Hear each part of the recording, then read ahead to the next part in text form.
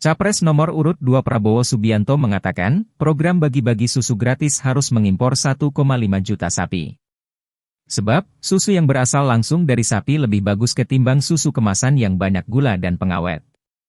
Menurut Prabowo, impor sapi diperlukan untuk memenuhi kebutuhan minimal sapi dalam memproduksi susu, yakni sebanyak 2,5 juta ekor. Hal tersebut Prabowo sampaikan dalam diskusi bersama Persatuan Wartawan Indonesia, PWI, di Jakarta Pusat, Kamis, 4 Januari 2024. Jadi, kita mungkin harus impor 1 juta atau 1,5 juta sapi. Dalam 2 tahun dia akan melahirkan, kita akan punya 3 juta. Kira-kira begitu strategi kita, ujar Prabowo. Prabowo menjelaskan, target dari program susu gratis ini mencapai 82 juta anak. Dengan begitu, kata dia, dibutuhkan sekitar 40 juta liter susu. Kita butuh untuk kasih susu ke anak-anak kita 82 juta anak. Kalau mereka minum 500 cc, kita butuh berarti sekitar 40 juta liter. Berarti kita minimal perlu sapi perah ya minimal mungkin 2,5 juta, tuturnya. Jadi sekarang saya katakan kita punya niat enggak, kita punya kehendak politik atau tidak.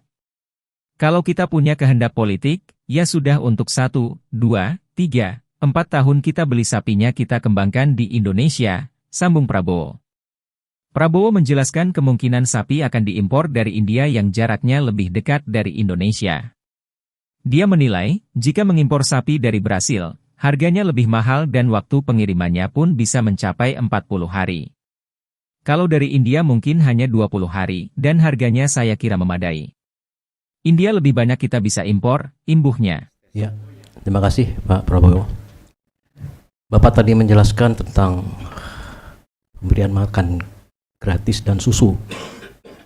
Itu sangat menarik dan menggiurkan banyak orang. Tapi beberapa ekonom mempersoalkan pertama Pak. Satu, kalau itu di total sekitar 440 triliun makan gratis dan susu itu bagaimana mengaturnya. Sementara Bapak sendiri dan tim kampanyenya juga ikut mendukung IKN. Jumlahnya juga hampir seperti itu. Jadi dari skala perhitungan APBN kami ingin dapat penjelasan itu. Yang kedua, susu.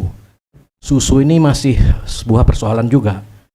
Apakah susu itu yang dimaksud adalah susu cair, pasturasi, atau mungkin susu kemasan, UHT, yang banyak dibagi-bagikan oleh Mas Gibran. Dua-duanya setelah dipelajari masih banyak kekurangan. Produksinya kita nggak mampu Pak. Jadi berapa peternak mengatakan itu yang senang kalau UHT itu adalah para peternak yang ada di luar negeri. Selandia Baru dan lain-lain. Sementara kami sendiri belum bisa ngapa-ngapain karena lemah. Yang kedua itu Paknya, bagaimana tuh nanti mengatur supaya kebijakan Bapak yang bagus dan menggiurkan ini tidak menguntungkan pihak asing. Karena itu konsisten dengan Bapak untuk kita mengurus diri sendiri kita dan membiayai diri kita sendiri dengan kekuatan kita sendiri, kemandirian.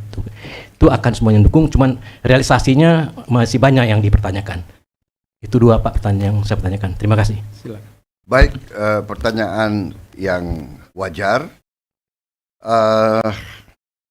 Jadi kalau susu ya, yang paling baik dan paling sehat adalah susu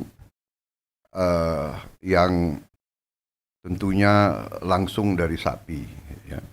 Yang kemasan-kemasan mungkin kebanyakan adalah ada pengawet dan mungkin gulanya terlalu banyak dan sebagainya.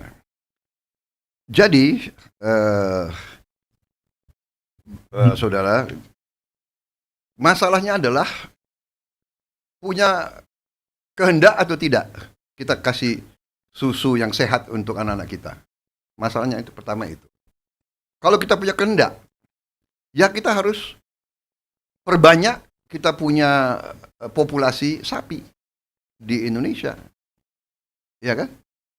Dan ini sebetulnya dulu waktu zaman Orde Baru ini sebetulnya sebagian sudah dilaksanakan. Jadi dulu ada regulasi, ya kan, yang orang-orang banyak tidak suka, orang luar negeri, bahwa ada kewajiban perusahaan-perusahaan yang import ya untuk beli susu dari peternak kita. Sampai produksi susu Indonesia dari dalam negeri 50% dari konsumsi. Tapi dengan sistem liberalisasi yang kayak begini, sekarang sudah mungkin produksi dalam negeri mungkin tinggal, yang terakhir saya dengar, tolong dicek ya, mungkin saya keliru, saya dengar tinggal 15%. Karena tidak diwajibkan. Ya. Ya persis. Jadi sekarang saya katakan, kita punya will enggak? Kita punya kehendak politik atau tidak? Ya.